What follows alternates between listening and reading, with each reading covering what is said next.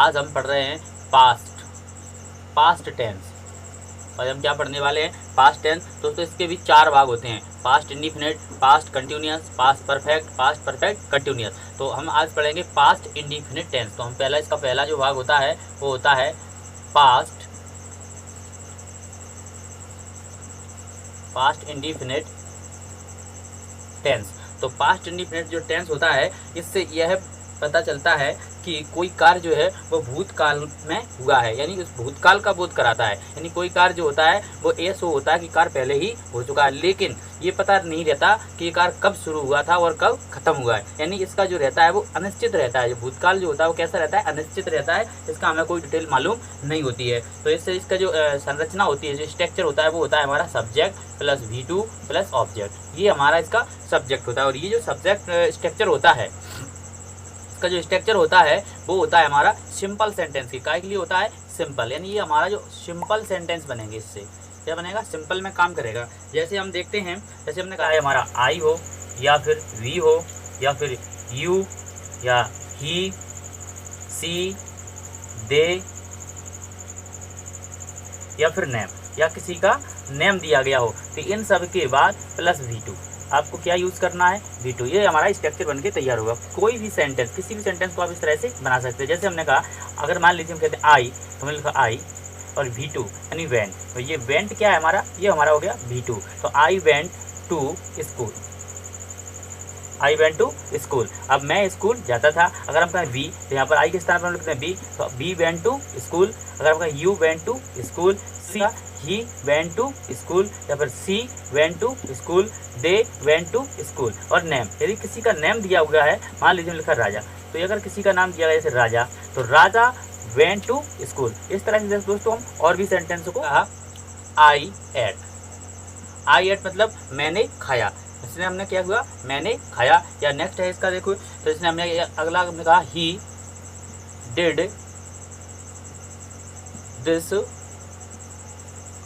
Work, he did this work, उसने यह काम किया। तो इससे ये पता चलता है, मतलब ये काम किया है, लेकिन ये शो नहीं हो रहा है कि कब किया है और कब इसने ये काम जो किया था वो कब समाप्त हो गया। यानी कैसा है? अनिश्चित है। नेक्स्ट हमने देखा, जैसे हमने कहा, जैसे मैंने कहा Manoj came here yesterday, Manoj यहाँ कल आया था। तो इस तरह से वाक्य हमारे काय में होते हैं? पास्ट इंडिफिनिट के सिंपल सेंटेंस में होते हैं। पास्ट इंडिफिनिट जो हमारा वर्ब होता है वो कौन सा रहता है? सेकंड रहता है। जैसे हमने ईट का जो एट लिखा, कम का हमने यहाँ पर कैम लिखा। इस तरह से हमारा वाक्य वर्क करता है। यदि किसी वाक्य में हमारा ऑफ्टेन या फिर ऑलवेज या फिर एवरी डे या फिर हमारा वीक या फिर मंथ या फिर ईयर, ऐसे शब्दों का प्रयोग किया गया हो, जैसे हमारा ऑफ्टेन हो, ऑलवेज हो, एवरी डे हो, वीक हो, मंथ हो और ईयर, ऐसे शब्द दिए गए हैं, तो वो सेंटेंस भी हमारे पास्ट इंडिफिनिट के सिंपल सेंटेंस के ही होते हैं, यानी पास्ट इंडिफिनिट के ही होते हैं। जैसे हमने कहा you always came late, you always came late, तुम हमेशा कैसे आते हो? लेट आते हो। या हम कहें ही ऑलवेज गो लेट, तो वह हमेशा लेट जाता था या जाता। तो इस तरह से हमारे सेंटेंस जो होते हैं वो हमारे पास्ट इंडिफिनिट टेंस के ही होते हैं। अगला है हमारा, अगर हम इसको बनाना चाहते हैं तो नेगेटिव का हमारा जो स्ट्रक्चर होगा वो सबसे पहले क्या होगा? सब्जेक्ट होगा प्लस डिड होगा प्लस नॉट के बाद वर्ब का फर्स्ट फॉर्म प्लस ऑब्जेक्ट, इस तरह से होगा। जैसे हमने कहा आई डिड नॉट ईट, तो क्या हो जाएगा? ईट हो जाएगा। यानी अभी हमने इस ईट को एट लिखा था, लेकिन अब क्या लिखा? ईट लिखा। यानी ये हमारी कौन सी फॉर्म में आ गई? फर्स्ट फॉर्म में आ गई। आई डिड नॉट ईट यानी मैंने नहीं खाया।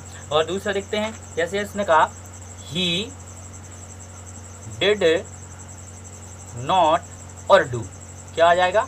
डू आया। अभी हमने डिड लिखा था, यानी ये हमने सेंटेंस जो बनाया था सिंपल इसका था ही डिड और दिस वर्क, इस तरह से होता है दिस और वर्क, वर्क था, लेकिन हमने यहाँ पर एक बार डिड लिख दिया है, लेकिन इसके बाद जो डिड लिखा हुआ था यहाँ पर ये हेल्पिंग वर्ब ना होकर के मेन वर्ब था, तो मेन वर्ब क्या हो जाएगा, फर्स्ट फॉर्म में बदल जाएगा। तो हमने इसलिए डिड नॉट और एक बार लिखना पड़ेगा डू, और हो जाएगा हमारा दिस और वर्क। मैंने यह काम नहीं किया, इस तरह से हो जाएगा। का नेगेटिव सेंटेंस बना सकते हैं। यदि आपको इसका इंटेरोगेटिव बनाना है तो अगर हम इसको कहें डिड आई ईट, क्या मैंने खाया, तो इस तरह का जो हो जाएगा। तो सबसे पहले हमको क्या रखना होगा, सहायक क्रिया रखना पड़ेगी। सबसे पहले हमारी क्या होगी, डिड पहले आएगी, फिर सब्जेक्ट होगा, फिर इसका जो वर्ब है वो आएगा, और इसके बाद क्वेश्चन मार्क लगाना है। यदि हम इसको कहें कि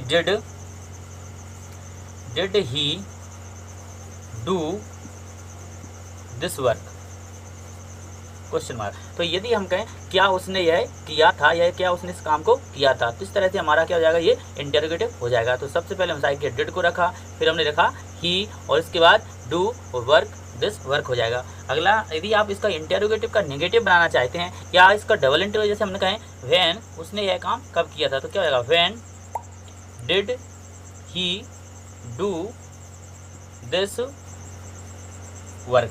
यदि हम इस तरह से कहें when did he do this work, यदि हम क्वेश्चन डबल इंटरोगेटिव बनाएंगे तो इसका ये बनेगा when did he do this work. इस तरह से ये वर्क करता है। बताएं, यदि आप हमारे चैनल पर नए हैं तो चैनल को सब्सक्राइब कीजिएगा। पूरी वीडियो देखने के लिए थैंक यू।